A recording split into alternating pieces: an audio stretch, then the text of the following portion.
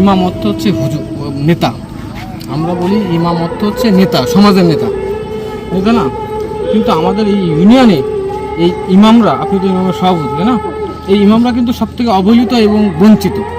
কেন বলি, আমরা যারা চাকরি করে 10,000 15,000 টাকা বেতন পাই, ঈদের সময় আসলে ফুল বোনাস পাই কিন্তু একজন ইমামের যে কষ্ট, একজন ইমামের সাথে আমার খুব ঘনিষ্ঠ কয়েকজন ইমাম আছে এই ইউনিয়নে, তাদের সাথে আমি চলাফেরা, তো ইমামদের মন খারাপ হয়।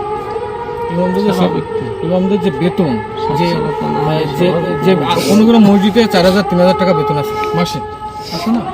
কিন্তু আমরা এমনও প্রোগ্রাম করতে যে 1 লাখ 2 লাখ টাকা খরচ করতে পারি, কিন্তু ইমামদের দেওয়ার সময় আমরা পিছিয়ে যাই। এবং ইমামদের মন খারাপ হয়, কেন হয়? কারণ তাদের সংসার আছে, পিতা মাতা, আত্মীয় স্বজন, স্ত্রী, সকলের একটা চাহিদা থাকে। আসলে আমার চিন্তা ভাবনা হচ্ছে এই সুতারখালী ইমাম পরিষদ এবং যে ইমামগুলো আছে, আল্লাহ রহমতে আল্লাহ যদি কবুল করে আপনাদের দোয়ায়, আমি আপনাদের 30 কার্ড দিয়ে লাইনে দাঁড়াতে দেবো না। আমার ইমামদের যে বঞ্চিত করাচ্ছে, যে লাঞ্ছনা করাচ্ছে, 30 কার্ড হাতে ধরে দিয়ে ওই যে যারা বিধবা বা দিয়ে আমার ইমামদের, আমি একটু বলি, আমার ইমামদের যখন 30 কার্ড দিয়ে হাতে দিয়ে সিরিয়ালে দাঁড়ায়, তখন আমার খুব কষ্ট লাগে, জানেন? কারণ ইমামরা হচ্ছে আমার নেতা। আমরা মসজিদে গেলে ইমামদের পেছনে আমরা নামাজ পড়ি, আর আমার সেই ইমামদের হাতে 30 কার্ড দিয়ে দাঁড়ায় রাখছে, আমার খুব কষ্ট লাগে। আমরা এমনি সভাপতি আপনি বলতেছেন, মানুষ সাথে বলেন, তাহলে বাড়ির ছবি দিতে হবে। কাঠ যদি লক্ষ কোটি কাঠ হয়,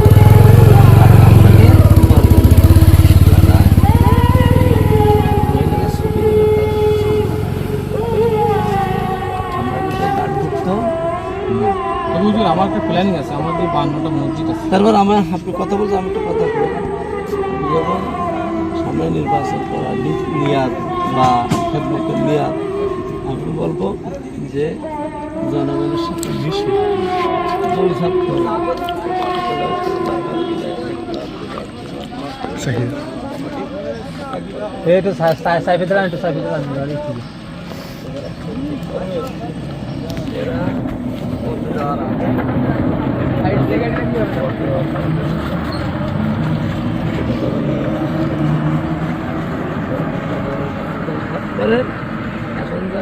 আল্লাহ করে, তাহলে যদি ওই চেয়ার বসায় আরো বেশি দাম, তাহলে আপনার কাছ থেকে সহজে কেউ আল্লাহর পক্ষ থেকে ইনশাল্লাহ কি ক্ষমতা নিতে পারবে। এটা আমাদের জন্য ঠিক আছে। তাহলে দোয়া কিছু খাওয়াতে পারলো না।